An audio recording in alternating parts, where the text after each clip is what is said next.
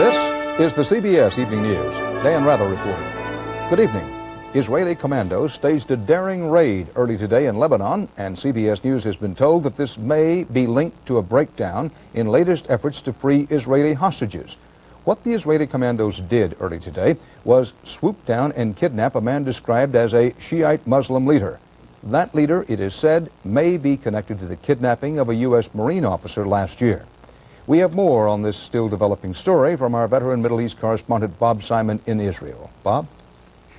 Security sources here told CBS News tonight that secret contacts regarding Israel's 3 hostages in Lebanon, contact through the French and through Shiite exiles in the United States, broke down recently. They said that Israel has been waiting for an opportunity to lash out at Hezbollah, and it came at 1 o'clock in the morning. An Israeli helicopter with an estimated 20 commandos landed in a field near a Hezbollah-dominated village 10 miles north of the Israeli border. The commandos surrounded the 3-story apartment house where Sheikh Obed lives. They shot their way in with silencer-equipped pistols. They handcuffed the Sheikh's wife and took the Sheikh away, along with 2 other men who were in the apartment, one of them the Sheikh's cousin. Lebanese sources say a neighbor who opened his door when he heard some noise was shot dead. Israeli sources say the man was the Sheikh's bodyguard. Local militias were alerted to confront the Israelis, but by then it was all over. It had taken a half hour. The 36-year-old Sheikh Abdul Karim Obed is described by Israelis as a sensitive nerve in Iran's terrorist machine in the Middle East. They say he was involved in planning the kidnapping of American Marine Lieutenant Colonel William Higgins last year. President Bush today was asked whether he thought the kidnapping of the Sheikh would help the peace process. I don't think kidnapping and violence helps the cause of peace. But the Israelis said they had a point to prove, a point worth making. We have a long arm that can reach into every place where they are, and that will set them thinking. Israelis are discounting the theory that the Sheikh can be used in an exchange of hostages, but sources here say that he knows more than any other Hezbollah leader about Shiite terrorism in the Middle East and can provide extremely interesting information if the Israelis can make him talk. Bob Simon, CBS News, Tel Aviv. In Beirut, 8 hours of fighting between Syrian Muslim and Lebanese Christian forces overnight, what one source called a night of insane terror. The two sides battered the city with 50,000 shells and rockets. Almost every neighborhood was hit, sparking fires that raged out of control and gutting scores of Beirut buildings. At least 13 people were killed, 165 wounded. Iranians voted for a new president today, and when the results are announced tomorrow morning, it's expected that Parliament Speaker Rafsanjani will be the winner. Rafsanjani himself voted in Tehran, where the turnout was so heavy that many of the polling stations stayed open extra hours. If Rafsanjani does win over his lone opponent, it's believed he will improve Iran's relations with the West and perhaps liberalize Iranian society. Soviet Foreign Minister Shevardnadze denied today that his country was ever involved with Felix Bloch, the U.S. diplomat suspected of spying for Moscow. Bloch himself reportedly has told the FBI a different story. Today's New York Times says Bloch admitted that he had worked with the Soviets for many years and that the Soviets paid him a lot of money. The search for Bloch's Soviet connection, if there is one, is focused on Vienna, where Bloch once served as number 2 man at the U.S. Embassy. Correspondent Anthony Mason is following the Bloch investigation. Austrian police said today they've identified the man who U.S. officials believe was a KGB contact who looked after Felix Bloch in Vienna. While Austrian investigators wouldn't name the man, they said he was about 60 years old and traveled under a forged Finnish passport. He claimed to have connections with a Finnish computer firm and with IBM Austria, but investigation showed no record of him at either company. We have to assume, Austrian investigators said, that he had contacts with the KGB. The man is known to have visited Vienna frequently beginning in 1979, the year before Felix Bloch joined the U.S. Embassy here. Austrian investigators were able to trace his movements as recently as June 11th, when he left the country, 6 weeks before the Bloch case broke into the open. During his years in Vienna, Bloch became close friends with many top Austrian officials. These pictures appeared in Austria's weekly press today. The FBI has asked to question 10 prominent Austrians about Bloch, including the former Minister of Science and Technology. But the Austrian government appeared to resent the FBI's intrusion, and today flatly refused the request. The message, if we have a problem, we'll handle it. While investigators here continue to pursue their own leads, they say they have no proof that Felix Bloch had KGB connections. Anthony Mason, CBS News, Vienna. 5 flight attendants who were among the 185 survivors of the United Airlines DC-10 that crashed last week today called for improving safety. They said rows on airplanes should be spaced farther apart and seats for children equipped with restraining devices. It was an emotional news conference in Chicago as the flight attendants recalled the moments of the apocalypse through which they lived. It just appeared to be like a roller coaster ride with special effects. We were flipping over and debris flying everywhere and light shining in blinding light. And to look and see nothing but debris. Sorry. We saw nothing, and I said, oh God, where is the other part of the aircraft? Meanwhile, at Sioux City, Iowa, the site of the crash, experts from the National Transportation Safety Board and United Airlines are reconstructing the tail engine section. They hope to be able to determine the trajectory angles of the metal parts that exploded. The FBI in Philadelphia has begun investigating the alleged harassment of pilots flying planes of Eastern Airlines, the carrier being struck by the Airline Pilots Association. This particular kind of alleged harassment, as we hear from correspondent Mark Phillips, is fraught with peril for the pilots and passengers. They've been having a very serious and potentially dangerous problem in the control tower at Philadelphia Airport lately. Where do you follow DC-9? Often, critical radio communications between the tower and Eastern Airlines flights have been interrupted or jammed. And the culprits?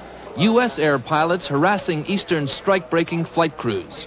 We're very concerned that this has potential danger. The FCC has been monitoring and recording the radio harassment. On July 13th, for example, Eastern Flight 129 for Atlanta was ready to leave Philadelphia. Eastern 129, go ahead, sir. A voice interrupts. Scabs to the back, it says. The Eastern pilot asks, That for ATC or us? is that for air traffic control or us? The answer? For unhonorable pilot. 2 minutes later, the Eastern flight calls the tower. A third voice interrupts. Hey, Scab. Hey, Scab, it says. The Eastern flight is taxiing out to the runway. The conversation is jammed 3 times by another pilot pushing his transmit button. Eastern 129. The Eastern pilot can't hear the tower's instructions. Okay, we're getting some interference out here. It took the control tower here 3 separate transmissions to issue a departure clearance, which should normally be done in one less than 10-second transmission. Could mess up a communication from an FAA controller to an airplane taking off or landing, and could obviously result in a serious accident. 33 such incidents have been recorded, and U.S. Air has been fined $2,000 per infraction. The airline has begun its own internal investigation to find the pilots involved. And the Airline Pilots Association, which is striking Eastern, has set out its own warning condemning the interference. Such conduct constitutes a hazard to the traveling public, it says. And the FBI is now investigating with an eye towards bringing criminal charges. Mark Phillips, CBS News, Washington. Still ahead on the Friday CBS Evening News, Bruce Hall on a North Carolina grandmother who may be a calculating arsenic killer. And Bob McNamara on an epidemic of drownings in the backyards of Phoenix.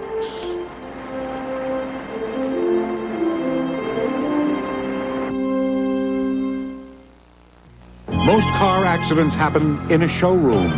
People buy the wrong car. They want a car as quick as a Saab, as roomy as a Saab, as safe as a Saab, as reasonably priced as a Saab. But they don't test drive a Saab. Don't buy the wrong car. Visit your Saab dealer for a test drive. It's fun, it's free, and there's no risk involved. Right now, you can lease a fully equipped Saab 900 for only $235 a month. With low back pain, every step shoots pain. Up here. Know what helps? Clinically proven Back Guard, a shoe insert. Watch how it absorbs foot shock to relieve low back pain. Amazing.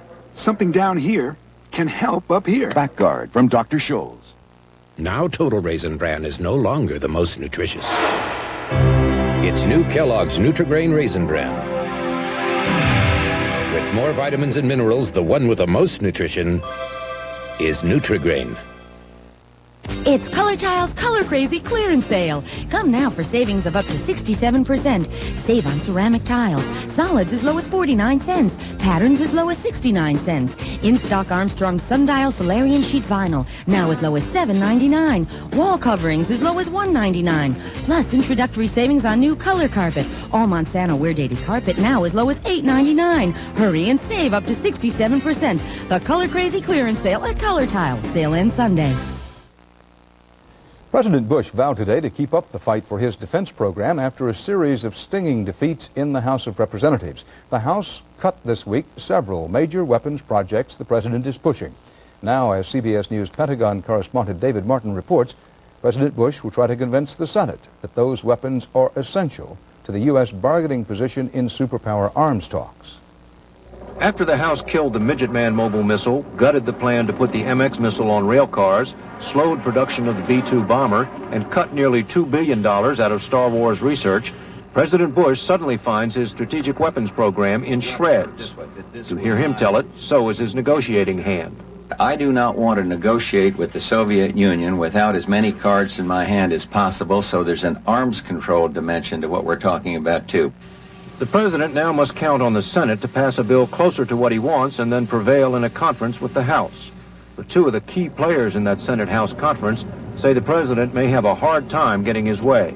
This will be the biggest struggle in a decade, the conference between the House and Senate, because the Grand Canyon at the moment seems to separate our approaches. I don't see any obvious compromises on some of these things. It looks like a very, very difficult conference. A smiling George Bush greeting Soviet Marshal Akromeyev in the Oval Office today seemed to dramatize why the president's strategic programs are in so much trouble. The Soviet military is the threat all those strategic weapons are supposed to defend against. But Gorbachev's so-called new thinking seems to have convinced many in Congress those weapons are no longer needed. It's the beginning of a change here. Because there is less concern about the Soviet threat, it allows people to behave in a less responsible way without the downside risk. The House took the money President Bush had earmarked for strategic weapons and decided to spend it instead on conventional weapons. That includes the F-14 jet fighter, the Osprey vertical takeoff and landing plane, and other projects not normally part of the defense budget. There are more important things out there, the nuclear waste cleanup, the drug interdiction. That is the biggest fight. The priorities for defense may be changing, but not the price tag. For all its reshuffling, the House did not cut a dime from the president's $305 billion defense budget. David Martin, CBS News, the Pentagon. More testimony today in the House investigation of fraud and influence peddling at HUD during the Reagan-Bush administration. Former HUD official Joseph Monticello said that in one federal housing rehabilitation program, at least half the decisions on projects were based on party political considerations. CBS News correspondent Terrence Smith has been told that politics also was behind HUD funding of two major projects in Tennessee. This renovation of Nashville's aging Union Station into a hotel and retail marketplace and this new convention center, hotel, and office complex have a lot in common. Both projects got preferential treatment from the Department of Housing and Urban Development, and both projects had as a principal partner Joe M. Rogers, former U.S. ambassador to France. Rogers, a Nashville businessman, was finance chairman of the Reagan-Bush campaign in 1984. In the months after the election, both projects together received more than $10 million in federal grants and loans. Du Bois Gilliam, a former HUD official who signed the grant documents, says he was pressured to approve them by his boss, former Housing Secretary Samuel Pierce, at the behest of the Reagan White House. Gilliam told CBS News that Pierce called him about the project shortly after the 1984 election and told him to get that thing done. Documents obtained exclusively by CBS News show Rogers' participation in one project was approved in December 1984, despite the reservations of some HUD officials. The Union Station project was okayed the following March. By July, Rogers was ambassador to France. I don't remember ever contacting anyone at HUD about either one of those projects. Nonetheless, HUD officials like Gilliam were keenly aware that Rogers, who was backing the projects, had raised millions of dollars for the Reagan-Bush re-election effort. Gilliam, a close aide to Pierce, pleaded guilty in federal court here to taking gratuities from developers in connection with HUD grants. He is currently under indictment on similar charges. So far, Gilliam is the highest-ranking official convicted in the widening scandal.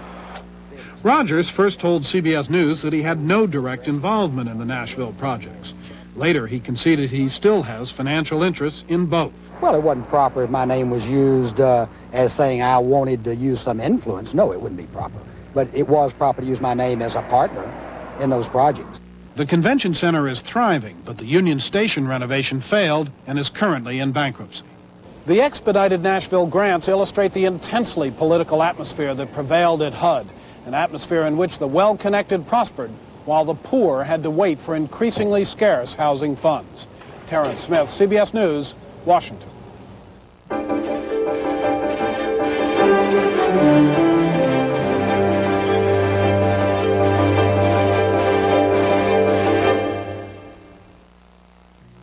The delicious crunch of crackling oat bran has gotten you in trouble again. How do you defend yourself? Did you eat all the crackling oat bran? I don't have to answer that. Did you eat all the crackling oat bran? Well, you're the one holding the box. Did you eat all the crackling oat bran?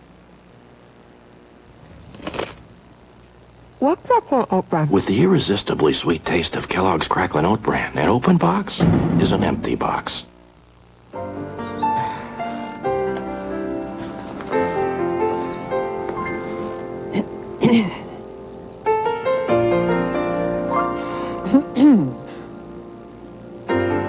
Don't let morning breath ruin a good morning. Use Scope. Nothing powers away the film that causes morning breath quite like the power of Scope.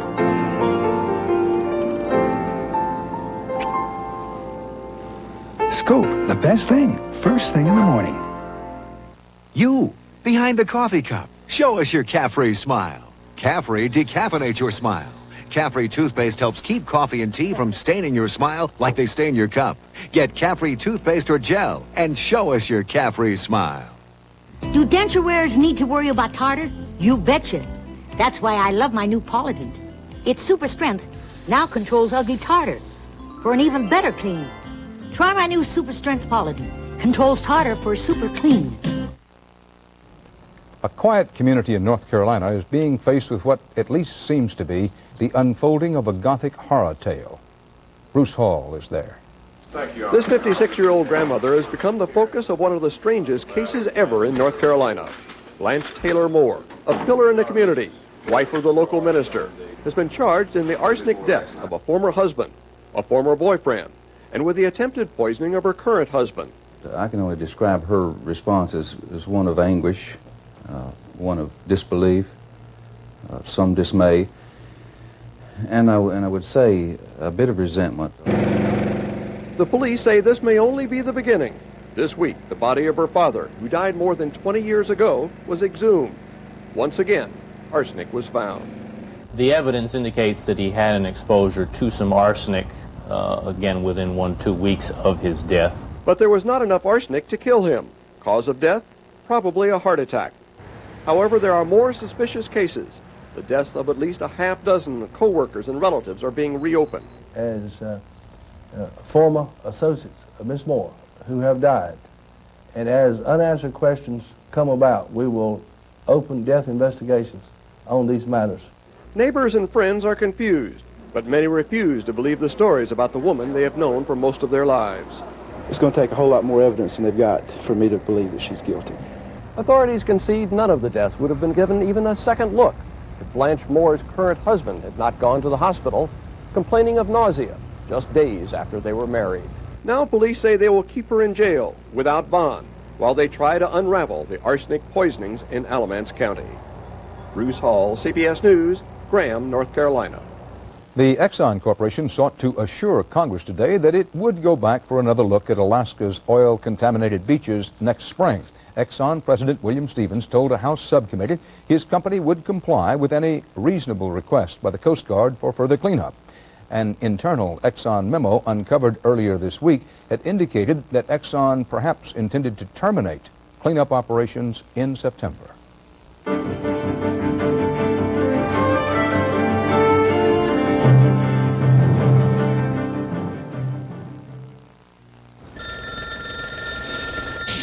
How's Mama doing? She okay? It's already happening. People calling long distance with 1 free month of U.S. Sprint. Market isn't open. Go coast to coast with this. It's midnight here. We're just shutting down. Call Sprint now. Get 1 free month plus the best savings versus AT&T. This is one offer that seems to be catching on.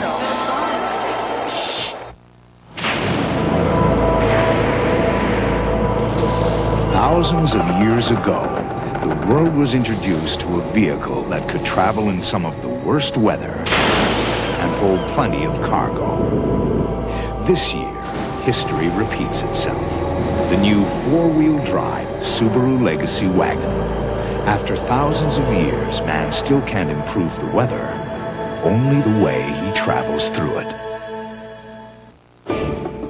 In the mountains of Colombia, they celebrate the land for creating the richest coffee in the world. New Maxwell House Colombian Supreme Coffee. 100% Colombian richness in every drop. Sometimes minor mouth pain can be major trouble. Maximum Strength Ambisol gives maximum strength relief on contact. So before you can say Tchaikovsky, the pain's gone. Maximum Strength Ambisol. It's major relief. The state of Arizona in general and its capital city of Phoenix in particular suffer from what one expert calls an epidemic, a particularly heart-wrenching affliction and insidious because it takes place in such a seemingly happy setting. So far this year in Phoenix, in the Phoenix area, 21 children under the age of 5 have drowned in backyard swimming pools. The story from Bob McNamara. We'll be at the bottom of the pool. Phoenix paramedics race to a backyard swimming pool. A 3-year-old girl has been drowned. Everything is tried to revive her, but she has lapsed into a coma. The tragedy happening here over and over again. This is the third one I've been on this year. This is the third one. You know, it gets old. The drowning problem has become what we feel is an epidemic. This summer, Arizona leads the nation in drownings. And in Metro Phoenix, the death toll is grimmest for children. It's a leading cause of death for children under 4 in this state. Everywhere else it tends to be traffic accidents. Here we're drowning them in backyard pools. With more than 90,000 backyard pools in this sprawling desert city, they are as common as cactus, and people are the problem. The bottom line is that big people aren't watching little people. That's what happened here. The mother had been outside with the children and apparently had gone inside to use the telephone. And it happened here, where 2 little boys were drowned. The babysitter left them outside to get them a drink of water. The phone rang. She was just gone a couple minutes. When we went back out, the 2 boys were in the pool. In just a few seconds, a child can die in a backyard swimming pool. Today, despite local television saturated with public service pleas, anguished images of a drowned infant's father, despite CPR classes that have filled, the more pool safety is preached, the more the 10 o'clock news leads like this. Good evening again. It's sad news tonight for all of us here in the Valley who want to see these drownings end. It's nothing different for us anymore. It's like, okay, somewhere around 3 o'clock today we should be getting a drowning, and sure enough it happens. Despite Arizona's drowning death rate 3 times higher than the national average for children under 5, Phoenix city and county governments this summer rejected proposals requiring fenced-in pools. One of the arguments, not everyone has children. It's a parent problem. If you're going to have a pool and swim and use it and have fun in it, you got to have the layers and the protection so that it stays a fun thing and doesn't kill your family. It is a season of sorrow, the summer of '89. Bob McNamara, CBS News, Phoenix. There's got to be a cure for athlete's foot. There is. Step up to the mic. Mike? Micatin. It cured my athlete's foot. It's got miconazole. There's nothing more powerful than this. Step up to the cure. Step up to the mic. Micatin. We've studied your mouth from every angle and created a toothbrush with a very special angle, the Reach toothbrush, with a dental angle designed to clean even back teeth better, to get your teeth 51% cleaner than the other leading brush. Reach for 51% cleaner teeth. To the average car, this could be a dangerous body of water, even though it's only an inch deep. That's why you should drive the new 4-wheel drive Subaru Legacy, the latest in foul weather gear. The truth is, heart specialists concerned about aspirin irritation recommend Ecotrin over Bayer to help prevent second heart attack. Consult your doctor about the only brand of aspirin that's safety coated to protect your stomach. That's Ecotrin, and that's the truth. Life without cholesterol. I mean, how much lettuce can one man endure? Give up the best things in life. What's left? New Miracle Whip cholesterol-free dressing. Same tangy zip as Miracle Whip and absolutely no cholesterol. So you get all the taste and none of the cholesterol. I do? New Miracle Whip cholesterol-free. Now the best things in life are cholesterol-free. Thank you. Thank you. Thank you. Some 300 Chinese college and university students gathered in Chicago today for the first session of a meeting that they hope will help the student movement in their homeland. Bruce Morton was there.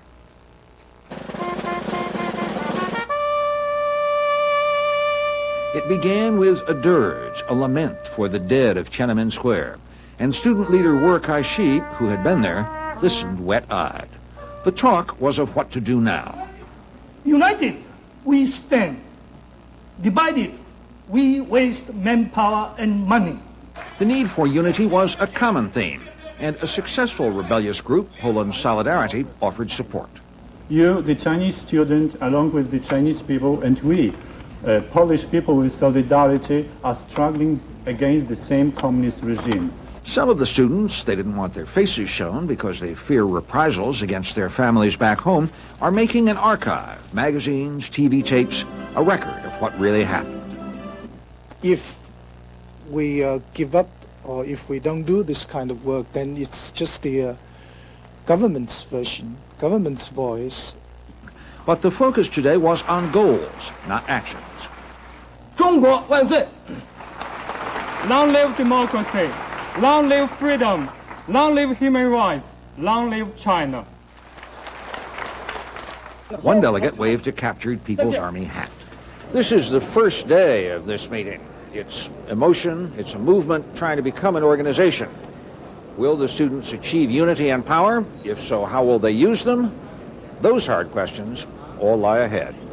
These people have a lot of work to do before they can agree among themselves what they should be doing, what outcomes they want to look for, and what they can really achieve in any kind of a practical sense. For now, they have beliefs and martyrs. And they will erect a goddess of democracy on the Tiananmen Square someday. We will overcome, they were saying, someday. Bruce Morton, CBS News, Chicago. And that's part of our world tonight. Dan Rather for the CBS Evening News. Bob Schieffer will be here tomorrow. Susan Spencer on Sunday. I'll see you Monday. Good night.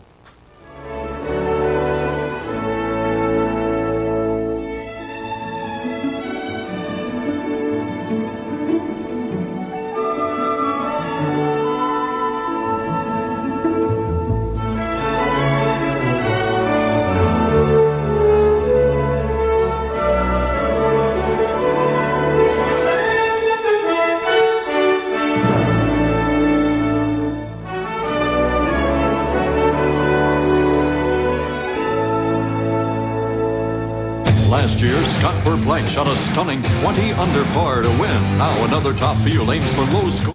One of the producers of The Godfather has been implicated in Hollywood's infamous Cotton Club murders. Get the inside story on Entertainment Tonight. Tonight at 10:30.